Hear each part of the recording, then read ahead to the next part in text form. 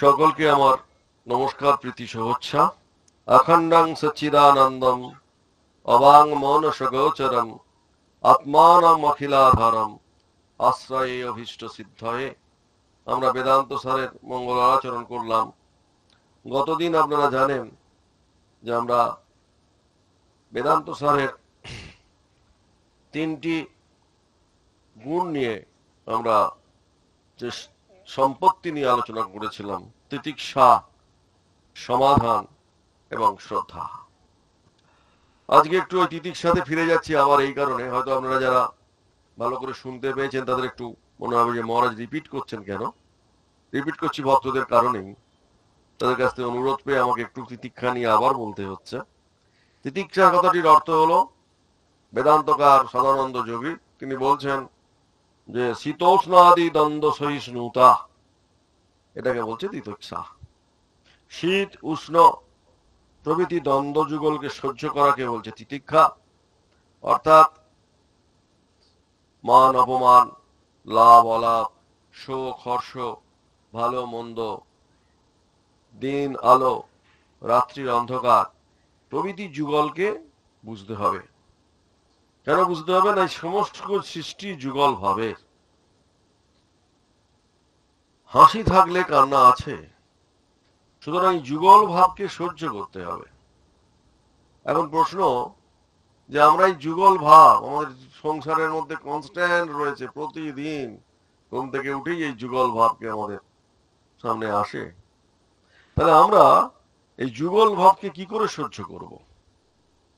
এই কথাটি যখন হচ্ছে আচার্য শঙ্কর সুন্দর বলেছেন। আমি গতদিন ওই বিবেক চূড়ামণির শ্লোকটি বলেছিলাম, সহনং সর্ব দুঃখানাম অপ্রতিকার পূর্বকং চিন্তা বিলাপ রহিতং। সহনং সর্ব দুঃখানাং অপ্রতিকার পূর্বকং চিন্তা বিলাপ রহিতং সা তিতিক্ষা নিগদ্যতে। সেইটাকেই বলছে তিতিক্ষা। অর্থাৎ তিতিক্ষা কাকে বলছে? যে কোন রকম চিন্তা ভাবনা বা বিলাপ না করে সব রকমের দুঃখকে গ্রহণ করে নেয়া, বিনা প্রতিকারে তাদের সহ্য করে যাওয়াকে বলে তিতিক্ষা। মানুষের যত রকম দুঃখ আছে, আমরা কথাই বলি যে সংসারে আমরা ত্রিতাপে দগ্ধ হচ্ছি। তিতাপ হচ্ছে তিন রকমের দুঃখ, আধ্যাত্মিক, আধিদৈবিক এবং আধিভৈদিক। শারীরিক এবং মানসিক কষ্টকে আমরা আধ্যাত্মিক দুঃখ বলি। রোগ যন্ত্রণা, দুরারোগ্য, ব্যাধির প্রকোপে পড়ার কষ্ট, হঠাৎ কোনো দুর্ঘটনায় হাত পা ভেঙে যায়, সবই আধ্যাত্মিক কষ্টের মধ্যে পড়ে। তারপর মানসিক কষ্ট আছে, প্রিয়জনের বিয়োগ ব্যথার কষ্ট, যাকে ভালোবাসি তার কাছ থেকে আঘাত পাবার, দুর্ব্যবহার পাওয়ার কষ্ট, আবার যাকে বন্ধু জানি তার সে আমার বিরুদ্ধে চক্রান্ত করছে, তার বিশ্বাস ভঙ্গের কষ্ট। এগুলো আমাদের খুব দুঃখ হয়। এরকম সংসারে কত রকমের যে মনোকষ্ট আছে সেটা আমরা বলে শেষ করতে পারবো না। এগুলো সব আধ্যাত্মিক কষ্ট। আবার শীত, গ্রীষ্ম, প্রখর রৌদ্রের তাপ, এই যে মুষলধারে বৃষ্টি হচ্ছে মুম্বাইতে, ঝড়, ভূমিকম্প, বন্যা, এই যে প্রাকৃতিক দুর্যোগ চলছে, সবের থেকে যে কষ্ট, সেগুলোকে বলা হচ্ছে আধিদৈবিক কষ্ট, দুঃখ। মানুষের আরো দুঃখ আছে, মশা মাছির উপদ্রব, পোকামাকড়ের উপদ্রব, কোনো প্রাণীর থেকে কোনো কষ্ট, এটাকে বলছে আধিভৈতিক দুঃখ। এই তিন রকমের দুঃখ সহ্য করতে হবে অপ্রতিকার পূর্বকম, কোন রকমের প্রতিকার না করে, চিন্তা বিলাপ রম, কোন দুশ্চিন্তা, কোনো আক্ষেপ না করে, তাকেই বলছে তিতিক্ষা। সাধনায় অগ্রসর হওয়ার জন্য তিতিক্ষা একটি প্রয়োজনীয় গুণ। আপনাদের মনে আছে আমাদের জগৎজননী মা শারদা যখন তেলোভেলোর মাঠে সেই আত্মীয় স্বজনদের নিয়ে তিনি পেরোচ্ছেন, ঘটনাটি আমরা সবাই জানি। মায়ের সেই ছোট্ট দুটি পাতে কিছুক্ষণ পরেই তিনি আর বেশি জোরে চলতে পারছেন না। তার সঙ্গী সাথীরা কি করেছিল সবাই আমরা ঘটনাটা জানি। কি করেছিল? অন্ধকারে মা হাঁটতে পারছেন না, তারা জোরে চলে হেঁটে গিয়ে তারা এগিয়ে গিয়েছিল মাঠে, এবং মাকে ওই মাঠের মধ্যে অন্ধকারে ফেলে চলে গিয়েছিল। তারপরের ঘটনা আমরা জানি। এই যে বিপদের মধ্যে মাকে রাখলো, এবং রেখে তারা চলে গেল। এবং পরের ঘটনায় দেখেছিলাম যে যে দস্যু, যিনি লুটেরা, যিনি সমস্ত কিছু ভক্ষণ করবার জন্য মায়ের কাছে এসেছিলেন, সেই ভক্ষক তিনি হয়ে গেছিলেন অতন্দ্র রক্ষকে রূপান্তরিত। সেটা আমরা জানি। এবং তারপরে কি ঘটেছে না, যখনই সেই ঘটনা উঠেছে, কেউ হয়তো ওই ঘটনাটি তুলতে চেষ্টা করেছেন যে ওই আত্মীয় স্বজনরা মাকে ফেলে চলে গেছেন, মা বারণ করছে, না গো না, বলো না তোমরা কথা, ওদের কষ্ট হয় সেই ঘটনা ভাবলে, তোমরা সেই কথা বলছো কেন বলে মা সঙ্গে সঙ্গে সেটিকে চাপা দিচ্ছে। এই যে অপ্রতিকার পূর্বকম চিন্তা বিলাপরহিতম, মাকে ফেলে গেল, উল্টে তাদের সঙ্গে ঝগড়া করা মায়ের দূরে গেল, উল্টে ওদের যদি কোনো রকম কষ্ট যাতে না হয় যারা ফেলে গেল, মা তাদের জন্য কি করলেন না, সঙ্গে সঙ্গে ওনারা মা তাকে সেই প্রসঙ্গ যাতে না ওঠে তার চেষ্টা করলেন। অর্থাৎ এই যে সহ্য করলাম, কিভাবে সহ্য করলাম না, এইভাবে সহ্য করলাম যাতে মানুষের, আমার নিজের তো কোনো চিন্তা হচ্ছে না, এবং ওই যে বিপরীত কষ্টটা, সেই কষ্টটা তো আমার নেই, উল্টে আমার ওই ঘটনার জন্য যদি কেউ কষ্ট পায় তাকেও সঙ্গে সঙ্গে সেই কষ্ট যাতে না হয় সেদিকে লক্ষ্য রাখা। তাই তিতিক্ষা সম্বন্ধে স্বামীজির কথা আমি সেদিন বলেছিলাম যে তিতিক্ষা দার্শনিক জীবনের একটি দুঃসাধ্য সাধন। কিসের সাধন? এই সাধনটি সর্বাধিক দুষ্কর, অন্যায়ের প্রতিরোধ না করা, সহিষ্ণুতার চরম আদর্শ, এবং তিতিক্ষা এটা থেকে কোনো অংশে ন্যূন নয়। বাহ্যত অন্যায়ের প্রতিরোধ না করতে পারি, কিন্তু তার জন্য অন্তরে আমাদের দুঃখ বোধ হতে পারে, এবং এই আদর্শ অপ্রতিরোধ নয়। এই আদর্শ অনুসারে আমার মনের মধ্যে কোনো ঘৃণা, কোনো ক্রোধের ভাব, কোনো তার বিরুদ্ধে কোনো রকমের মন্দ ভাব, এমনকি কিছু প্রতিরোধের চিন্তা, কোনো ক্রোধের ভাব, এবং মন এত স্থির থাকবে, মন এত শান্ত থাকবে যেন কিছুই ঘটে নাই। খুব ডিফিকাল্ট। দুঃখ প্রতিরোধ করবার অথবা দুঃখ দূর করবার চিন্তা মাত্র না করে, মনে কোনো দুঃখময় অনুভূতি বা অনুশোচনা না রেখে সর্ববিধ দুঃখের যে সহন, সেই সহনের নাম তিতিক্ষা। এটাকে বলছেন স্বামীজি, যে সর্ববিধ দুঃখের যে সহন, সেই সহনের নাম তিতিক্ষা। তাহলে তিতিক্ষাটা কি দেখলাম আমরা না, তিতিক্ষা এমন একটি অপূর্ব স্টেট যেখানে মনটা এমন ভাবে একাগ্র হয়ে গেছে ভগবানের, সেখানে বাইরের যা জিনিসই ঘটুক না কেন আমার মনের মধ্যে কোনো প্রভাব ফেলছে না, তার কোনো ফলাফল ঘটছে না। এটাকেই বলা হচ্ছে তিতিক্ষা। তাই আমি আর একটু তিতিক্ষাটা নিয়ে আলোচনা করে নিলাম। এবার একটু সামান্য বিশ্বাস সমাধানম নিগৃহীতস্য মনস্য শ্রবণাদৌ তদ অনুগুণ বিষয়ে চ সমাধি সমাধানম। নিগৃহীত মনের শ্রবণ প্রভৃতিকে, তার যে সমস্ত উপকারক বিষয়ে একাগ্র করাকে বলা হচ্ছে সমাধান। এবং সমাধান কথাটিকে মানে শব্দ, রস, স্পর্শ, রূপ, রস, গন্ধ, এই পাঁচটি বিষয় থেকে পঞ্চ জ্ঞানেন্দ্রিয়কে গুটিয়ে এনে যখন ঈশ্বরের বিষয়ে লাগিয়ে মনকে একাগ্র করা হচ্ছে, অর্থাৎ ঈশ্বর লাভের সহায়ক যে অমানিত্যম অদম্ভিত্যম যে সাধনে লাগা হচ্ছে, এবং এইভাবে নিরন্তর ঈশ্বর তত্ত্বে বা আত্মতত্ত্বে যে মনোনিবেশ করার চেষ্টা, এবং শাস্ত্রাদি গ্রন্থ সম্পাদন, রক্ষণ, গুরু শুশ্রূষা করে আশ্রম সেবাদি করার চেষ্টা, এই যে শাস্ত্রাদি লক্ষণ, এই আশ্রম সেবা, এটা অধিকারীর একটি বিরাট সম্পত্তি বা গুণ। স্বামীজি বলছেন সমাধান মানে কি না, মন ঈশ্বরে একাগ্র করবার নিয়মিত অভ্যাস। মন ঈশ্বরে একাগ্র করার নিয়মিত অভ্যাসের নাম কি? তিতিক্ষা। এই ও সমাধান। সমাধান মানে কি? সমাধির একটা সেই বিরাট কিছু আমরা করে নিলাম সেটা নয়। সমাধান জিনিসটা আমাদের মনে রাখতে হবে মনোনিবেশ, নিবদ্ধতা এবং সত্য উপলব্ধির ক্ষেত্রে সমাধান খুব দরকার। কারণ যিনি নিবৃত্ত চিত্ত হবেন তিনি মান, অপমান, সুখ, দুঃখ এগুলো তার থাকবে না। সুতরাং সমাধান ছাড়া আমরা কিছুই করতে পারবো না।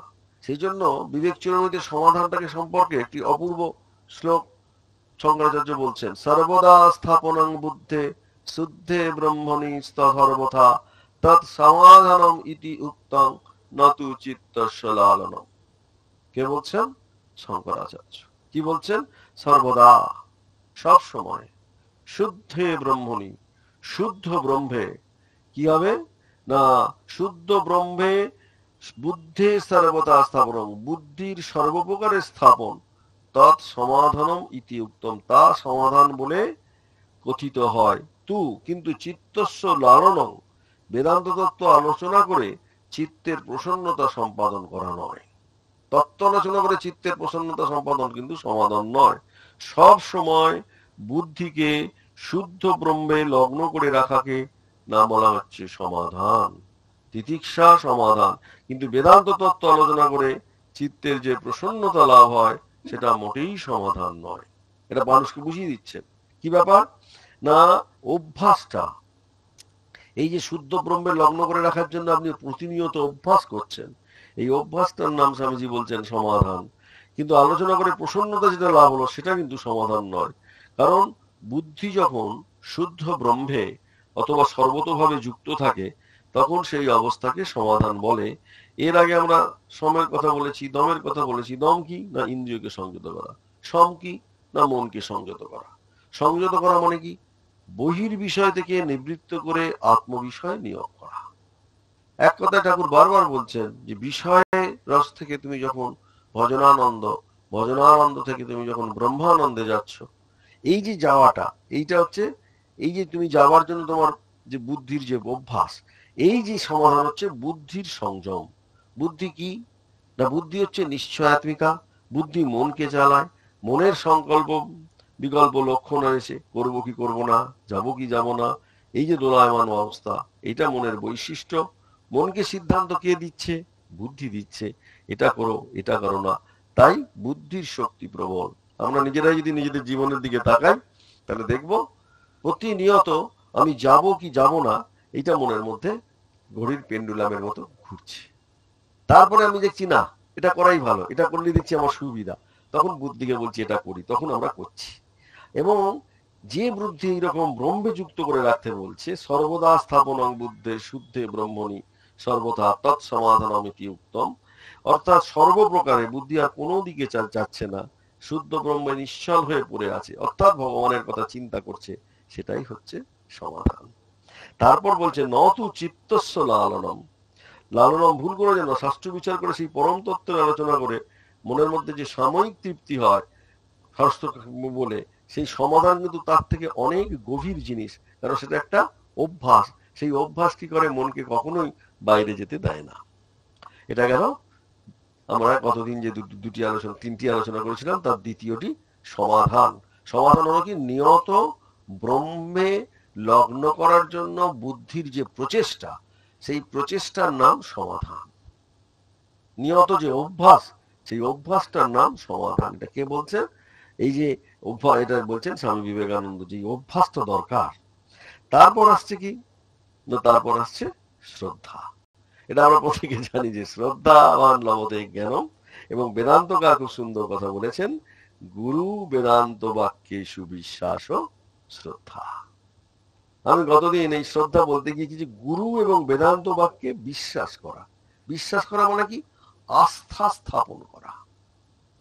আমি যদি কারোর উপর আস্থা স্থাপন করি তাকে বলে বিশ্বাস করা। বিশ্বাস শব্দ, এই আস্থা স্থাপন কি, সেই আদর্শের প্রতি, সেই ভাবনার প্রতি, সেই আইডিয়ার প্রতি আমি যখন আস্থা স্থাপন করছি। হ্যাঁ, স্বামীজি ধর্ম এবং ঈশ্বরে প্রগাঢ় বিশ্বাসকে বুঝিয়েছেন শ্রদ্ধা শব্দে।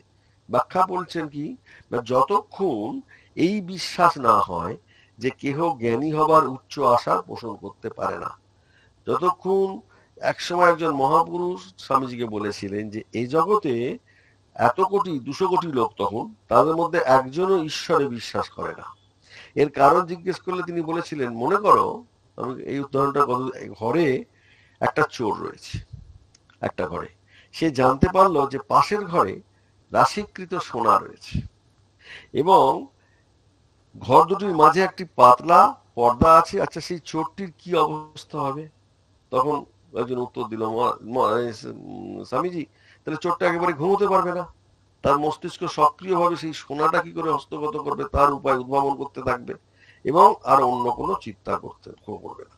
তদুত্তরে তখন তিনি বলছেন, তুমি কি বিশ্বাস করো কোনো মানুষ ঈশ্বরে বিশ্বাসী হয়ে ঈশ্বরকে লাভ করবার জন্য পাগল হয়ে যাবে না? যদি কোনো ব্যক্তি আন্তরিকভাবে বিশ্বাস করে যে ঈশ্বরকে, যে সে এক অসীম অনন্ত আনন্দের আকর হচ্ছেন ভগবান, তাহলে তা লাভ করা যায়, তাহলে তা লাভ করার জন্য চেষ্টায় কি সে পাগল হবে না? এবং ঈশ্বরে দৃঢ় বিশ্বাস ও তাকে লাভ করবার যে অনুরূপ আগ্রহ, সেই আগ্রহের নাম দেয়া হয়েছে শ্রদ্ধা। ঈশ্বরে বিশ্বাস এবং সেই বিশ্বাসটিকে লাভ করবার যে আগ্রহ, সেই আগ্রহটার নাম কি? শ্রদ্ধা। এটা বেদান্ত সারে ভগবান স্বামীজি এটা লিখছেন বাণী রচনাতে, যে বেদান্ত শাস্ত্র অভ্রান্ত, গুরু এবং বেদান্ত বাক্য অভ্রান্ত সত্য, এইরূপ বিশ্বাসকে শ্রদ্ধা বলে। গুরু যদি বেদান্ত শাস্ত্রের বিরুদ্ধ মত বলেন তবে কাকে বিশ্বাস করা যাবে? এখানে গুরু এবং বেদান্ত উভয়কে এক করে বলা হয়েছে। পাঠান্তরেও দেখা যাবে গুরু উপদিষ্টু বেদান্ত বাক্যেষু বিশ্বাস ও শ্রদ্ধা। গুরুত্বটা বেদান্ত বাক্যের ওপরই, কারণ সদ্গুরু বেদান্ত বাক্যজনিত তত্ত্বজ্ঞান লাভ করে মুক্ত হন এবং উপনিষদ থেকেই মাত্র এই তত্ত্ব জানা যায়। তাদের অনুভব কখনো বেদান্ত বিরুদ্ধ হয় না। বেদ বেদ কি? নিত্য সত্যের প্রকাশ। তদনুরূপে জ্ঞান লাভ ও ব্যাখ্যা করেই আচার্যদের আচার্যত্ব। সেই জন্য গুরু উপদিষ্ট বেদান্ত বাক্যসু বিশ্বাসকে শ্রদ্ধা করছে। বিশ্বাসটি শ্রদ্ধা কেমন? নিঃশ্বাস নি, প্রশ্বাস নি, তেমনি ওই ভাবনাটিকে যখন আপনি আপনার শ্বাসের মধ্যে ঢুকিয়ে নিচ্ছেন তখন তার নাম দেয়া হচ্ছে বিশ্বাস। ওই ভাবনাটিকে যখনই আপনি আপনার শ্বাসের মধ্যে ঢুকিয়ে নিচ্ছেন তখন তার নাম দেয়া হচ্ছে বিশ্বাস। আমরা গিরিশ ঘোষের বিশ্বাসটাকে নাম দিয়েছি পাঁচ শিকে পাঁচ আনা বিশ্বাস। কি হলো না, ওই বিশ্বাসের জলে তার যত পাপ ছিল আগের এই জন্মে আগের জন্মে যত পাপ করেছে সমস্ত পুঞ্জীভূত একদম তুলোর এর মতো পুড়ে ছাইখার হয়ে গেল বিশ্বাসে। না করলো জপ, না করলো ধ্যান, না করলো পুরস্চরণ, কেবল গুরু বাক্যে বিশ্বাস, গুরুর প্রতি বিশ্বাস। আপনারা জানেন যে সেই অপূর্ব ঘটনাটি 1886 সালের 1 জানুয়ারি বিকেল 3:15 সময় ঠাকুর যখন নামছেন, হ্যাঁ, ঠাকুর যখন তাকে সেই খেজুর গাছটা সেই কাছে এসে বলছেন, হ্যাঁ, যে তুমি আমাকে কি মনে করো গো, সবাই কি সব বলে থাকে, তখন ওই হাঁটু গেয়ে যখন বলছেন যে ব্যাস বাল্মীকি জারি হত্যা করতে পারেনি, মানে একদম ভেতর থেকে বলছেন। উনি তো নাটক করেন সবাই জানে, কিন্তু তখন তিনি নাটক করছেন না, তার ভেতরের বিশ্বাস এবং শ্রদ্ধার অন্তঃস্থল থেকে ঠাকুরকে বলছেন। আর ভগবান তখন হাটে হাড়ি ভেঙে দিলেন। তিনি তখন কি হলেন? আত্মপ্রকাশে অভয় প্রদান করলেন। ভক্তরা আপনারা যেটাকে কল্পতরু বলেন, যে তিনি কল্পতরু হলেন। কল্পতরু মানে সবাইকে চেতনার চৈতন্যের জাগরণ, তোমাদের চৈতন্য হোক বলে আশীর্বাদ করে প্রত্যেকের ভেতরে চেতনাকে জাগরিত করলেন। মনুষ্য জীবনের সার্থক এটা কি? জাগরণ করা। আমাদের মনুষ্য জীবনটা কি না, আমাদের চৈতন্যের জাগরণ হোক। আমরা কেন জন্মেছি? আমাদের প্রশ্ন উঠবে যে আমরা জন্মালাম কেন? তখন এটাই দেখা যাচ্ছে যে আমাদের জন্ম ঘটেছে এই কারণে, যাতে আমরা মনুষ্য জীবনে সুন্দরভাবে আমরা আমাদের জীবনটাকে শ্রদ্ধা সম্পন্ন করে নিজেদের পূর্ণতাকে সম্পূর্ণভাবে প্রকাশ করতে পারি। এই পূর্ণতা প্রকাশ করব বলেই আমাদের জন্ম হয়েছে। এটা আমরা অনেকে জানি, অনেকে জানি না, অনেকে জানতে চেষ্টাও করি না। এবং এই শ্রদ্ধার কথাটা আমরা নচিকেতাতেও দেখেছিলাম। আপনারা কঠোপনিষদ যারা পড়েছেন জানেন, সেখানে কি আছে না, নচিকেতা গিয়েছিল বাবার কাছে। বাবা কি করছেন? তিনি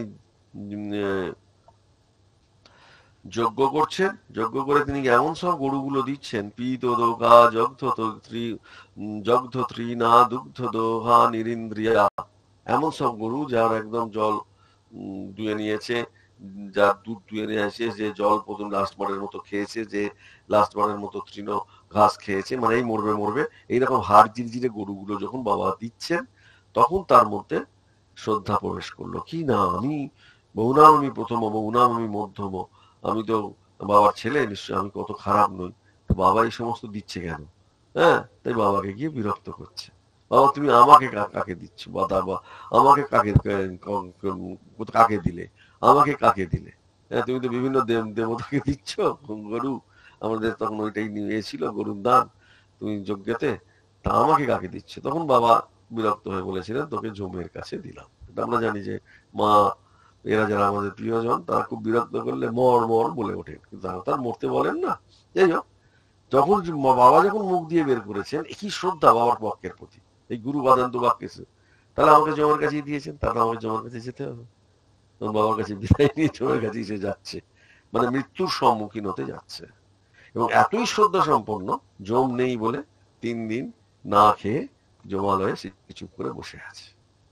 এবং জম যখন দেখলো যে ব্রাহ্মণ বসে আছে 3 দিন না খেয়ে করে, তাহলে তাকে তো 3টে বর দিতে হয়।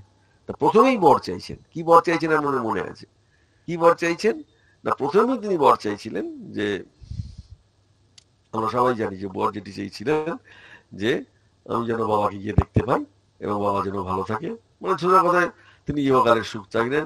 দ্বিতীয়টাতে যমরাজ তাকে আরো লোভ দেখালো, এটা নাও ওটা নাও, এবং শেষকালে তিনি কি চেয়েছিলেন আমরা জানি, সেটা আমরা এই শ্রদ্ধা থেকে আমরা তো পরের যে এটা আজকে পড়বো, আজকে যে নতুন শুরু হবে, মুমুক্ষুত্ব মানে কি, মোক্ষেচ্ছা। এটা ভারতবর্ষের প্রতিটি মানুষের মধ্যে আছে এই মোক্ষের ইচ্ছা, থাকতেই হবে। কারণ আমাদের 4টি পুরুষার্থ, ধর্ম, অর্থ, কাম, মোক্ষ। ধর্মের মাধ্যমে অর্থ উপার্জন, এটা আমাদের প্রথমেই বেদ শিখিয়েছে। আপনি মানুন না মানুন, এটা বলেছে। আপনি কি চুরি করছেন, ডাকাতি করছেন, কি করছেন, সেসব আপনার ব্যাপার, কিন্তু বেদ আপনাকে কি দিয়েছে? ধর্ম, অর্থ, ধর্মের মাধ্যমে অর্থ উপার্জন, অর্থের মাধ্যমে কাম, সুনিয়ন্ত্রিত কাম, এবং সুনিয়ন্ত্রিত কাম হলে কি হবে? মোক্ষের ইচ্ছে হবে। কি আসবে? মোক্ষের ইচ্ছে হবে। তাই 4টে আশ্রম, আমাদের জীবন লাইফ স্প্যানটাকে 4টে আশ্রমে ভাগ করলেন বৈদিক ঋষিরা। কি করলেন? ব্রহ্মচর্য আশ্রম, গাহস্থ আশ্রম, বানপ্রস্থ আশ্রম, লাস্টে সন্ন্যাস আশ্রম। অনেকে আমাকে বলে, মহারাজ আপনারা সন্ন্যাসী হচ্ছেন, ভক্তরাই বলে আমরা কিন্তু সন্ন্যাসী হবো না। তোমরা ভারতে জন্মেছ বাবু, সন্ন্যাস তোমাদের কপালে লেখাই আছে, হবো না বললেই ভগবান করিয়ে ছাড়বে। হ্যাঁ, সন্ন্যাসী হবো না বললে হবে না, কারণ গাহস্থ থেকে তোমাকে পাস করে বানপ্রস্থে উঠতে হবে, আর বানপ্রস্থ থেকে পাস করে তোমাকে সন্ন্যাস গ্রহণ করতে হবে। হ্যাঁ, তুমি যতই বলো আমি করবো না, তুমি ভারতবর্ষে এসছো, তোমাকে করতেই হবে, এটাই আসবে। কারণ মুক্তি মানে কি, মুখ্যের ইচ্ছা মানে কি না, জ্ঞানের দ্বারা অবিদ্যা এবং তার কার্যসমূহকে লয় করে ব্রহ্ম এবং আত্মা যে এক, এই রূপে অবস্থান। এটা আমাদের অমৃতত্বানন্দজি তার বেদান্ত সারে লিখছেন। আপনাদের যাদের কাছে বই আছে দেখলেই দেখবেন এই কথাটি তিনি বলছেন। এবং তিনি আর কি বলছেন? সকল কামনা দূর হলেই জীব অমৃত হয়। এবং একই কথার পুনরণন হচ্ছে মা শারদা, নির্বাসনা না হলে মুক্তি নেই। আপনারা সবাই জানেন, যেটা আমাদের বেদান্ত সারে বলছে ঠিক সেই কথাই মা শারদা, যিনি আদ্যাশক্তি মহামায়া, আমরা দুই জ্যান্ত দুর্গা ঠামজি বলেন, তিনি বলছেন নির্বাসনা না হলে মুক্তি নেই। এবং সকল কামনা দূর হলেই যে জীব অমৃত হয়।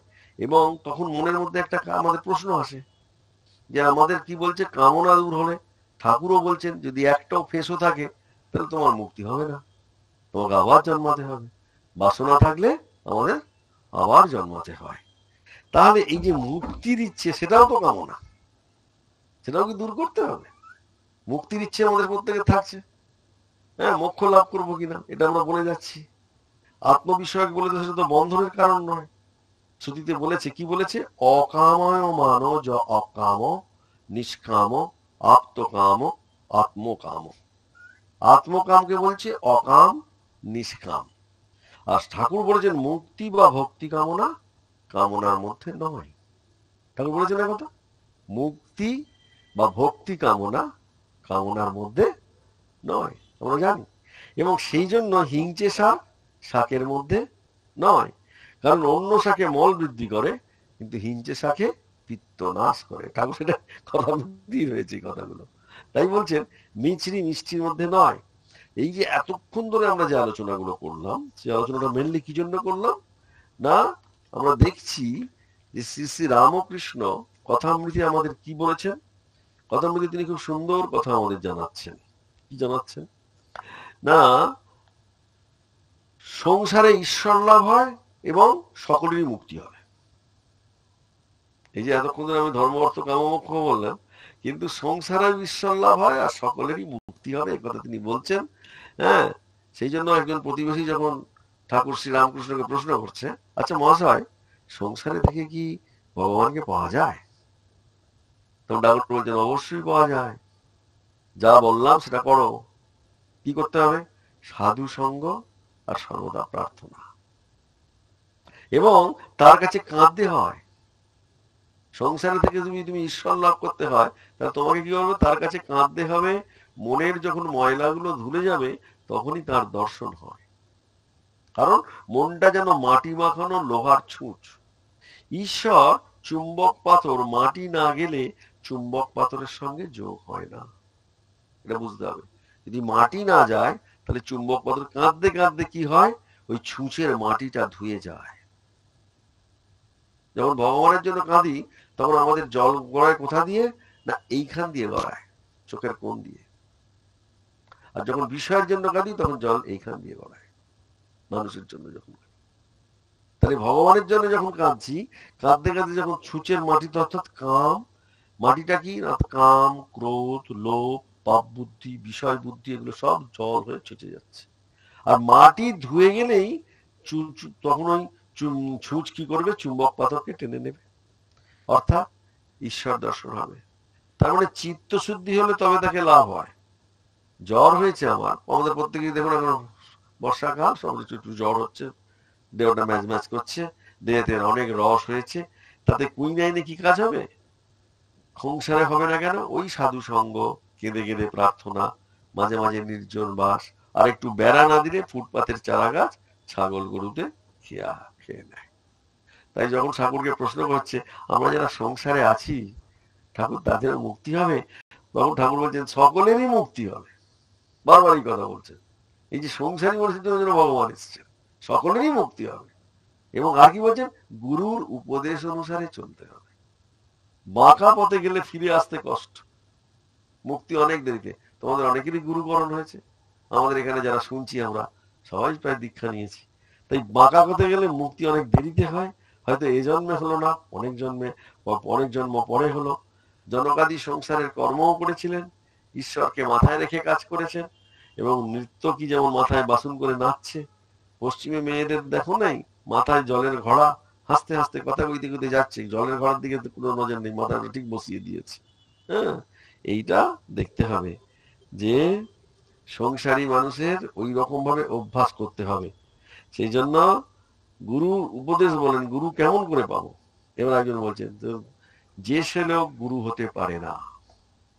যেমন আমাদের তিনি গুরুকরণও করে দিচ্ছেন, মুক্তির ইচ্ছে যা আছে তার গুরুকরণটাও তিনি কি হবে ঠাকুর শ্রী রামকৃষ্ণ আমাদের বলে দিচ্ছেন। উনি বলছেন দেখো, যে সে লোক বাহাদুরি কাঠ নিজেও ভেসে চলে যায়, অনেক জীবজন্তুও চলে যেতে পারে। আর হাওয়াতে কাঠের উপর চললে কাঠও ডুবে যায়, যে চড়ে সেও ডুবে যায়। তাই ঈশ্বর যুগে যুগে লোকশিক্ষার জন্য অবতীর্ণ হয়েছেন সচ্চিদানন্দই গুরু। সেদিক দিয়ে আমরা যারা ঠাকুরের আশ্রয় নিয়েছি, আমরা সেই সচ্চিদানন্দই গুরু জানি, আমরা আসল গুরুর ব্যাপারটি বুঝি, সুতরাং আমরা প্রত্যেকে ভাগ্যবান। হ্যাঁ, ঠাকুর একদিন বলছেন না, একদিন গিয়ে দেখি কৃষ্ণ কিশোর বসে বসে ভাবছে। জিজ্ঞাসা করলাম, বাবা কি হয়েছে? না ট্যাক্স ওয়ালা এসেছে তাই ভাবছি, বলেছে টাকা না দিলে গটি বাটি বেচে দেবে। তখন ঠাকুর কৃষ্ণ কিশোরকে বলছেন কি হবে ভেবে? না হয় ঘটি বাটি লয়ে যাবে, যদি বেঁধে লয়ে যায় তোমাকে তো নিয়ে যেতে পারবে না, তুমি তো খ গো। খ গো মানে কি না, কৃষ্ণ কিশোর বলতো আমি আকাশ অধ্যাত্ম পড়তো কিনা, মাঝে মাঝে তুমি খ বলে ঠাকুর ঠাট্টা করতেন। এসে বলতাম তুমি খ, ট্যাক্স তো তোমাকে টানতে পারবে না, যে ট্যাক্স দেবে। তার মানে যখনই সংসারের বিষয়টি আসছে তখন আমাদের মনের মধ্যে দুশ্চিন্তা, কিন্তু আমরা যদি ভগবত বিষয় নিয়ে চিন্তা করি তখন আমাদের আর কোনো দুশ্চিন্তা আসে না। এইটা আমরা প্রত্যেকে মনে করতে হবে। আর কি না, মুক্তি আমাদের প্রত্যেকের হবেই। শ্রীরামকৃষ্ণ এই আশ্বাস আমাদের দিয়েছেন যে কিন্তু তার লীলা, এই সংসার তার, ইচ্ছাময়ী আনন্দময়ী মা ছাড়া আমাদের কেউ নেই। লক্ষের মধ্যে একজনকে তিনি মুক্তি দিচ্ছেন। হ্যাঁ, সেই জন্য ব্রাহ্মভক্ত প্রশ্ন করেছেন, যাদের মোক্ষেচ্ছা আছে, তাদের মধ্যে একজন, মহাশয় তিনি তো মনে করলে সকলকেই মুক্ত করতে পারেন। ভগবান যদি মনে করেন তবে কেন আমাদের সংসারে বদ্ধ করে রেখেছে? মোক্ষেচ্ছা যাদের আমাদের হচ্ছে তাদের মাথায় রাখতে হবে বেদান্ত স্যার যখন পড়বো, ঠাকুর যদি মনে করেন তাহলে আমাদের সকলকে মুক্ত করতে পারেন। তাহলে কেন তবে তিনি আমাদের সংসারে বদ্ধ করে রেখেছেন প্রশ্ন উঠছে। শ্রীরামকৃষ্ণ তার ইচ্ছা যে তিনি এইসব নিয়ে খেলা করেন। বুড়িকে আগে থাকতে স্কুলে দৌড়াদৌড়ি করতে হয় না। সকলেই যদি ছুঁয়ে ফেলে খেলা কেমন করে হবে? সকলেই ছুঁয়ে ফেললে বুড়ি অসন্তুষ্ট হয়, খেলা চললে বুড়ির আহ্লাদ হয়। তাই লক্ষ্যের দুটো একটা কাটে, হেসে দাও মা হাত চাপে। তিনি মনকে আঁখি ঠেলে ইশারা করে বলে দিয়েছেন, যা এখন সংসার করবে। মনের কি দোষ? তিনি যদি আবার দয়া করে মনকে ফিরিয়ে দেন, তখন বিষয় বুদ্ধির হাত থেকে আমাদের মুক্তি হয়। সেজন্য দেখবেন আমরা খুব চেষ্টা করছি, প্রচুর ভালো ভালো বক্ত আমাকে এসে অনেকে প্রশ্ন করে যে মনে এত চেষ্টা করছি, সেই আমার গোলমালে পড়ে যাচ্ছে, মনের ফেস ওটা আর যাচ্ছে না। আমি তখন বলি, দেখুন ওই যে ঠাকুর বলেছেন না, তিনি খেলতে দেবেন, উনি লীলা খেলা ভালোবাসেন, তাই তিনি আমাদের মধ্যে ওই লীলা মই বলে তিনি সেই লীলা বিলাস করবেন বলে, তাই সংসার করগে যা বলে আমাদের বিষয় বুদ্ধির হাত থেকে রক্ষা করছেন না। কিন্তু কখনো দয়া হলে কি হবে?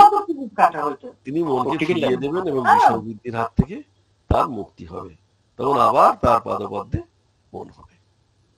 এইটা আমরা যদি মনে রাখি তাহলে আমাদের অনেক সংসার ভাবনাটা কমে যাবে। কারণ শ্রীরামকৃষ্ণ আমাদের কি বলেছেন? সংসারীদের বেশ কড়া কড়া কথা বলেছেন। যারা মুখ্যেচ্ছু তাদের পক্ষে এটা জানা দরকার, তাই ঠাকুরের কথাগুলো বলা। তারা যেন গুটি পোকা, আমাদের কি বলেছেন? আমরা যেন গুটি পোকা, আমরা মনে করলে কেটে বেরিয়ে আসতে পারি, কিন্তু অনেক যত্ন করে আমি ওই সংসারের গুটি তৈরি করেছি, ছেড়ে আমি আসতেই পারি না, আর তাতেই আমার মৃত্যু হয়। এটা কে বলছেন? শ্রীরামকৃষ্ণ। আবার যেন ঘুনির মধ্যে মাছ, যে পথেই ঢুকেছে সে পথ দিয়ে সে বেরিয়ে আসতে পারে, জলের মিষ্টি শব্দ আর অন্য মাছের সঙ্গে ক্রীড়া, সেগুলো সে ভুলে থাকছে। জলের ওই মিষ্টি শব্দটা শুনে সেই মাছটি ঘুনির দিয়ে বেরিয়ে আসতে পারছে না, ওটা শুনছে, আর অন্য মাছের সঙ্গে খেলা করার যে আনন্দ, সেই আনন্দটা সে নিয়ে কোনদিন সে সেই আনন্দটাকে ছাড়তে পারছে না, তাই বেরিয়ে আসবার চেষ্টা করছে না। এই যে ছেলে মেয়ের আদো আদো কথাবার্তা, এই জলকল্লোলের মধুর শব্দ, মাছ অর্থাৎ জীব পরিবারবর্গ তবে দু একটা দৌড়ে পেলায়, তাদের বলে মুক্ত জীব। এই বদ্ধ জীবের মধ্যে দু একটা কি করে? দৌড়ে পালিয়ে যায়। হ্যাঁ, তখন একজন জিজ্ঞেস করছে যে আমরা তাহলে সংসারে আছি, আপনি তো এইভাবে এতভাবে আমাদের বলছেন, মোক্ষেচ্ছু আমরা প্রত্যেকে, মোক্ষ আমাদের লাভ করবার ইচ্ছা, তাহলে কিভাবে এই বৈরাগ্য আসবে? এই যে আমাদের এইরকম এইরূপ করছে, মাঝে মাঝে দেবতা প্রায় হতো আমি পুজো না করলে শান্ত হতুম না, হ্যাঁ আমি যন্ত্র তিনি যন্ত্রী, তিনি যেমন করান তেমনি করি, যেমন বলান তেমনি বলি, এই ভাব নিতে হবে। প্রসাদ বলে ভবসাগরে বসে আছি ভাসিয়ে বেলা বেলা, জোয়ার এলে উজিয়ে যাব, ফাটিয়ে যাব ভাটার বেলা। তাই ঝড়ের এঁটো পাতা কখনো উড়ে ভালো জায়গায় গিয়ে পড়লো, কখনো বা ঝড়ে নর্দমায় গিয়ে পড়লো, ঝড় যেদিকে নিয়ে যায়। এইটা তাঁতি বললে রামের ইচ্ছায় ডাকাতি হলো, রামের ইচ্ছায় পুলিশে ধরলে, রামের ইচ্ছায় আবার ছেড়েও দিলে। হনুমান বলেছিলে, হে রাম শরণাগত শরণাগত শরণাগত, এই আশীর্বাদ করো যেন তোমার পাদপদ্মে শুদ্ধা ভক্তি হয়, আর যেন ভুবনমণি মায় মুগ্ধ না হই। তাহলে মোক্ষেচ্ছু যারা আমরা, যারা মোক্ষ কামনা করি, আমরা তো মোক্ষেচ্ছা থেকে এত দূরে এসে গেছিলাম, তাহলে আমরা কিভাবে থাকবো সেটা কিন্তু শ্রীরামকৃষ্ণ, যারা আমরা বেদান্ত সার পড়তে আসছি তাদের কিন্তু ভালো করে জানিয়ে দিয়েছেন, বুঝিয়ে দিয়েছেন, বলে দিয়েছেন। আপনারা যারা মোক্ষেচ্ছু কি করবেন। বেদান্ত স্যার পড়বো, শুধু পড়লাম, বেদান্ত আলাদা জিনিস নয়, আপনার জীবনের সঙ্গে যুক্ত, এটা ঠাকুর জানিয়ে দিয়েছেন।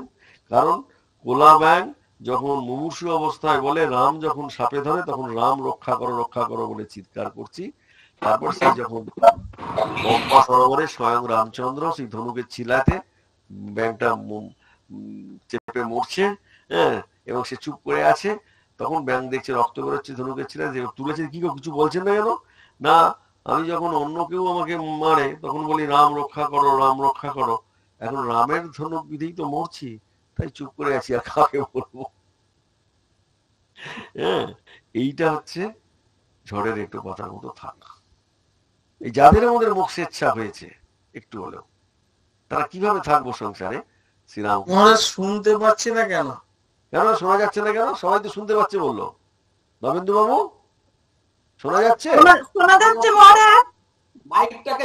আপনারা সবাই আপনাদের মাইকটা বন্ধ করুন, তাহলে সবাই শুনতে পাবে। কারণ মাইক খোলা আছে কিনা দেখুন। শোনা যাচ্ছে মহারাজ।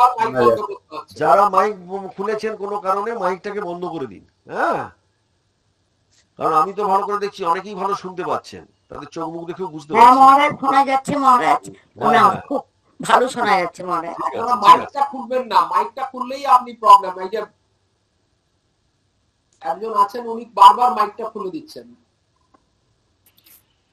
তাহলে দেখা যাচ্ছে মানস মহিন্তা যে ঈশ্বর লাভ হলে আমাদের কি হবে না, আমাদের আর কোনো নিজস্বতা থাকবে না, অহংতা চলে যাবে, তুহু তুহু ভাব আসবে। তখন তিনি যা করছেন সেটাই আমি ঝড়ের এঁটো পাতার মতো থাকতে পারবো, এবং বালকের স্বভাব হয়ে যাবে। কারণ যে যাকে চিন্তা করে তার সত্তা পায়। ঈশ্বরের স্বভাব বালকের ন্যায়। বালক যেমন খেলাঘর করে ভাঙে করে, এই রকম সৃষ্টি স্থিতি তিনি প্রলয় তিনি করছেন। বালক যেমন কোনো গুণের বশ নয়, তেমনি সত্য রজতম 3 গুণের অতীত। হ্যাঁ, এইটা আমরা বুঝতে পারবো। এটা যত বুঝতে পারবো সেইটাই আমাদের মনের মধ্যে এই বোঝার জন্য তিনি বারবার বলছেন যে এই বুঝতে গেলে কি হবে না, যখন বুঝতে পারবো যে তিনি এইরকম করছেন, তখন আমরা সংসারের অজ্ঞান এবং জ্ঞান দুর্ব্যাপারটিকে নিজেদের মধ্যে ধরতে পারবো। কারণ একদিন অধরের বাটিতে হরি কীর্তন আনন্দে ঠাকুর এসছেন, অধরের বাড়ি মনোহর সাই কীর্তনের আয়োজন হয়েছে। অধরের বৈঠকখানায় অনেকগুলো ভক্ত এবং প্রতিবেশী ঠাকুরকে দর্শন করতে এসেছেন। সকলের ইচ্ছে ঠাকুর কিছু বলেন। ঠাকুর কি বলছেন ভক্তদের প্রতি? সংসার আর মুক্তি দুটোই ঈশ্বরের ইচ্ছা। কি অপূর্ব কথা! সংসার আর মুক্তি কে বলছেন? শ্রীরামকৃষ্ণ। বেদান্ত সারটা আমরা এই জন্য এত ভালো করে পড়বো যে আমাদের জীবনের সঙ্গে শুধু যুক্ত না, ঠাকুর আমাদের সংসার করতে এইভাবে কিন্তু বারণ করছেন না। তিনি বলছেন সংসার আর মুক্তি দুটোই ঈশ্বরের ইচ্ছা। তিনি সংসারে অজ্ঞান করে রেখেছেন। তিনি আমাদের সংসারে কি করে রেখেছেন? অজ্ঞান করে রেখেছেন। আবার তিনি ইচ্ছা করে যখন ডাকবেন তখন মুক্তি হবে। ছেলে খেলতে যেছে, খাবার সময় মা ডাকে, যখন তিনি মুক্তি দেবেন তিনি কি করেন? সাধু সঙ্গ করিয়ে নেন। এই যে দেখুন এখানে 20 জন 25 জন 30 জন কি হচ্ছে জানি না, যতজনই আসুক তারা কিন্তু সাধু সঙ্গ করছে। সাধু সঙ্গ মানে সৎ প্রসঙ্গ করছেন, আমাদের গেরুয়ার সঙ্গ নয়, প্রসঙ্গ, যেটা আমাদের আধ্যাত্মিকতাকে, আমাদের ভেতরের খিদেটাকে বাড়িয়ে দেবে। যে ভগবান শ্রীরামকৃষ্ণ খালি আশার বাণী দিচ্ছেন, এটা যেন আমরা ধরতে পারি, এটা যেন আমরা বুঝতে পারি। এবং এটা তিনি বারবার বলছেন, তিনি যখন মুক্তি দেবেন তিনি সাধু সঙ্গ করিয়ে নেন। তাকে পাবার জন্য তাহলে কি হবে? ব্যাকুলতা করে দেন। তখন প্রশ্ন জিজ্ঞেস করছে ব্যাকুলতাটা কি? মুক্তি ইচ্ছা আমাদের আছে, অথচ ব্যাকুলতা নেই, তাই না? ওই মোক্ষেচ্ছা থেকে আমরা এসেছি। বেদান্ত স্যারের একটি শব্দ আছে মোক্ষেচ্ছা, সৎ সম্পত্তির পরে অধিকারীর লাস্ট এটা। মহাশয় কিরকম ব্যাকুলতা? তখন বলছেন কর্ম গেলে কেরানির যেমন ব্যাকুলতা হয়। সে যেমন রোজ অফিসে অফিসে ঘরে আর জিজ্ঞাসা করে যে হ্যাঁ গাছ কর্ম খালি হয়েছে কিনা, ব্যাকুলতা হলে তখন ছটফট করে কিসে ঈশ্বরকে পাবো। কারণ এইরকম ব্যাকুলতা কি ওই রকম হয় যে গোপে পা দিচ্ছে, পায়ের উপর পা দিয়ে আছে, পান চিবুচ্ছে, কোনো ভাবনা নেই। হ্যাঁ, এরূপ অবস্থা হলে ঈশ্বর লাভ হয় না। তখন একজন প্রশ্ন করছে তাহলে সাধু সঙ্গ হলে কি এই ব্যাকুলতা হতে পারে? হ্যাঁ, হতে পারে। সাধুদের কাছে বারবার যখন এই কথাগুলো শুনবে তোমার মনের মধ্যে আসতে পারে, তবে পাষণ্ডের হয় না, পাখণ্ড। কেন? সাধুর কমণ্ডলু 4 ধাম করে এলো, সমস্ত যেমনি তেতো তেমনি তেতোই আছে। কমণ্ডলুটা যে কাঠ দিয়ে তৈরি, ওটা নিম কাঠ বড় কিছু, সেটা খুব তেতো, ওটা তেতো দিয়েই তৈরি, সে তেতো দিয়েই দেখা যাচ্ছে। এইটা আমরা বুঝতে পারি। এবং আর একটা কথা তিনি বলছেন যে দেখো, ভূকৈলাসের সাধু সমাধিস্থ ছিল। সমাধি অনেক প্রকার। ঋষিকেশের সাধুর কথার সঙ্গে আমার অবস্থা মিলে গেছিল। কখনো দেখি আমার শরীরের ভেতরে বায়ু চলছে যেন পিঁপড়ের মতো, ঠাকুর বলছেন। কখনো বা শরৎ শরৎ করছে, বানর যেমন এক ডাল থেকে এক ডালে লাফায়, ঠাকুরের ভেতর শরীরের ভেতর বায়ু চলছে। আবার কখনো বা মাছের মতো গতি, যার হয় সেই জন্যই জগৎটা ভুল হয়ে যায়। মনটা একটু নামলে বলি, মা আমায় ভালো করে দাও, আমি কথা কম। ঈশ্বর কোটি অবতারাদি না হলে সমাধির পর ফেরে না। আমাদের ঠাকুর যে অবতার, তার প্রধান প্রমাণ কি? যে তিনি মুহুর্মুহু সমাধিস্থ হয়েছেন, দিনের বেলা 2 বার 3 বার 5 বার করে দেখুন, কিন্তু তারপরেও আমাদের ঠাকুর ফিরে এসেছে, তাই তিনি অবতার। এটা বিরাট প্রমাণ। এই প্রমাণটা আমাদের মাথায় রাখতে হবে, যেটা বিরাট প্রমাণ আমাদের ঠাকুর কেন অবতার। তার প্রথম প্রমাণ হলো মুহুর্মুহু সমাধিস্থ হওয়ার পরেও আমাদের ঠাকুর কিন্তু ফিরে আসেন। আর কি হয় না, জীব কেউ সাধনার জন্য সমাধিস্থ হয় কিন্তু আর ফেরে না। তিনি যখন নিজে মানুষ হয়ে আসেন, অবতার হন, জীবের মুক্তির চাবি তার হাতে থাকে, তখন সমাধির পর কেন ফেরেন? লোকের মঙ্গলের জন্য। এবং মাস্টার তখন স্বগত, তিনি প্রশ্ন করছেন মনে মনে নিজেকে, ঠাকুরের হাতে কি জীবের মুক্তির চাবি? এটা প্রশ্ন আসছে। আমাদের ঠাকুরের হাতে কি জীবের মুক্তির চাবি? আমাদের প্রত্যেকের মোক্ষের ইচ্ছা হয়েছে। মোক্ষের ইচ্ছা হয়েছে মানে হবেই, এই মাটিতে জন্মালে মোক্ষের ইচ্ছা হবেই। তাই বলছেন, হাজরা বলছেন ঈশ্বরকে তুষ্ট করতেই ভালো, অবতার থাকুন আর না থাকুন। শ্রীরামকৃষ্ণ হাসিয়া বলছেন, হ্যাঁ হ্যাঁ, বিষ্ণুপুরে রেজিস্ট্রারির বড় অফিস, সেখানে রেজিস্ট্রারি করতে পারলে আর গোঘাটে কোনো গোল থাকে না। বিষ্ণুপুরটাকে ধরতে পারলে গোঘাটে কোনো গোল নেই। এই যে এই দেশের মেয়েরা, প্রতাপ একদিন প্রশ্ন করছে ঠাকুরকে সুরেন্দ্রের বাগানে, কেউ বিলেতে গেছে, একটি মহারাষ্ট্র দেশের মেয়ে, আবার খুব পণ্ডিত, বিলেতে গিয়েছিল কিন্তু তিনি খ্রিস্টান হয়ে গেছেন। হ্যাঁ, মহাশয় কি আপনি তার নাম শুনেছেন? শ্রীরামকৃষ্ণ, না, তবে তোমার মুখে যা শুনলাম তাতে বোধ হচ্ছে তার লোকমান্য হওয়ার ইচ্ছা, এরূপ অহংকার ভালো নয়। এই যে আমাদের মুক্তির ইচ্ছা কেন চলে যাচ্ছে? লোকমান্য। এটা মনে রাখবেন, আমাদের প্রত্যেকের একটা লোকমান্য, লোক আমায় ভালো বলুক, আমি ভালো করছি লোকে বলুক, আমার কিরম বক্তৃতা হলো, খুব খুব ভালো হচ্ছে বুঝি, এইটা মনের মধ্যে খুব থাকে, এই লোকমান্য হওয়ার ইচ্ছা। এটা থাকলে কিন্তু মুক্তি হবে না। তাই তিনি মায়ের ঠাকুর বলছেন যে দেখো, এইরূপ অহংকার ভালো নয়, আমি করছি এটি অজ্ঞান থেকে হয়, হে ঈশ্বর তুমি করছো এটাই জ্ঞান। ঈশ্বরই কর্তা আর সব অকর্তা।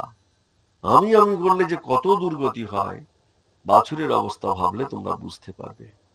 বাছুর হাম্মা হাম্মা আমি আমি করে, আর তার দুর্গতি দেখো, হয়তো সকাল থেকে সন্ধ্যা পর্যন্ত লাঙল টানতে হচ্ছে।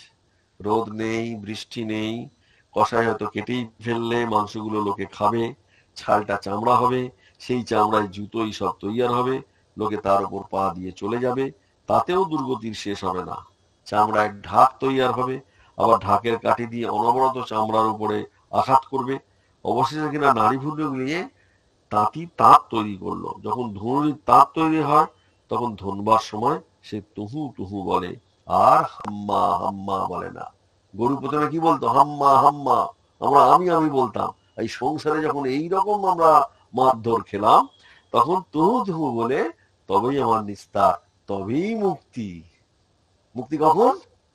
মোক্ষেচ্ছা কখন হবে? না, যখন আমি তুহু তুহু বলছি, যখন আমি কর্মক্ষেত্রে আর আসতে হবে না।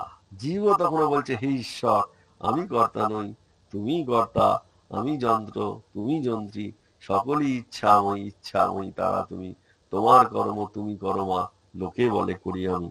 তখনই জীবের সংসার যন্ত্রণা শেষ হয়। আপনারা যারা মুখ সেচ্ছু, ওই একটা কথাই দেখুন আমাদের কতখানি সময় চলে গেল। তাই না? সেই যে যখনই জীবের মুক্তি হয় যে আর এ কর্মক্ষেত্রে আসতে হয় না। হ্যাঁ, তখন একজন ভক্ত প্রশ্ন করেছে, এই অহংকারটাই যখন গোলমাল আমাদের মুক্তির ইচ্ছাতে, তাহলে ঠাকুর জীবের অহংকার কেমন করে যায়? আমাদের প্রশ্ন হচ্ছে কি অপূর্ব কথাগুলো হচ্ছে। দেখুন আমাদের কেন মুক্তি হচ্ছে না? জীবের অহংকার কেমন করে যায়? ঈশ্বরকে দর্শন না করলে অহংকার যায় না, ঠাকুর বলছেন। যদি কারো অহংকার গিয়ে থাকে তাহলে মনে করবে তার ঈশ্বর দর্শন অবশ্যই হয়েছে। হ্যাঁ, তখন আবার একজন ভক্ত আরো সুন্দর করে প্রশ্ন করছে, তাহলে কেমন করে জানা যাবে যে ঈশ্বর দর্শন হয়েছে তার? তখন শ্রীরামকৃষ্ণ বলছেন ঈশ্বর দর্শনের লক্ষণ আছে। শ্রীমদ্ ভাগবত হচ্ছে যে ব্যক্তি ঈশ্বর দর্শন করেছে তার 4টি লক্ষণ হয়। কি কি লক্ষণ হয়? বালকবধ, পিশাচবধ, জড়বধ, উন্মাদবধ। দেখো সব কিন্তু আমরা বেদান্ত সার পড়ছি আর ব্যাখ্যাটা সব কথামৃত করছি, তাই না? মোক্ষ কি আর এই মোক্ষের ব্যাপারে শ্রীরামকৃষ্ণ কি বলেছেন এটা আমরা দেখতে পাচ্ছি। যে যার ঈশ্বর দর্শন হয়েছে তার বালকের স্বভাব হচ্ছে সে ত্রিগুণাতীত, তার কোনো গুণের আট নেই, আবার সূচি অসুচি তার কাছে দুই সমান, তাই সে পিশাচবধ। আবার পাগলের মতো সে কভু হাসে কভু কাঁদে, এই বাবুর মতো সাজে গাজে আবার খানিকক্ষণ পর ন্যাংটা বগলের নিচে কাপড় রেখে বেড়াচ্ছে, তাই সে উন্মাদবধ। আবার কখনো বা জ্বরের ন্যায় চুপ করে আছে, তাই সে জড়বধ। ঈশ্বর দর্শনের পর কি অহংকার একেবারে যায়? কখনো কখনো তিনি অহংকার একেবারে পুঁছো ফেলেন সমাধির অবস্থাতে, আবার কখনো কখনো অহংকার একটু রেখে দেন। কেন? সে অহংকারের দোষ নেই। 5 বছরের বালক আমি আমি করে কিন্তু কারোর অনিষ্ট করতে পারে না। পরশমণি শুলে সোনা হয়ে যায় লোহা, লোহার তরোয়াল সোনার তরোয়াল হয়ে যায়। তরোয়ালের আকার থাকে সোনার, কিন্তু সেই সোনার তরোয়ালে কাউকে কাটা যায় না। এইটা হচ্ছে আমাদের মোক্ষেচ্ছা বা মুক্তির ইচ্ছা। এখন বলি অধিকারী গুণের যে উপসংহার, সেখানে অধিকারীটা আমরা পুরো বুঝলাম, পড়লাম, প্রতিটি শব্দ আমরা নিজেদের জীবনের সঙ্গে দেখলাম, শ্রীরামকৃষ্ণ কি বলেছেন সেটিও ভালোভাবে আলোচনা করলাম।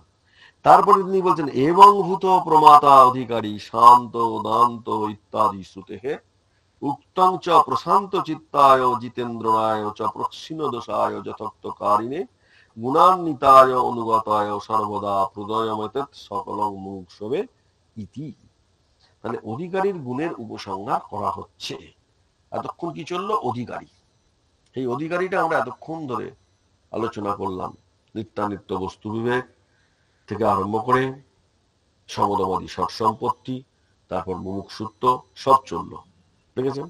ইহমূত্র ফলভোগ বিরাগ, 4খানা জিনিস আমরা প্রত্যেকটা সুন্দরভাবে আলাদা আলাদা করে বেশ কয়েক মাস ধরে আলোচনা করেছি।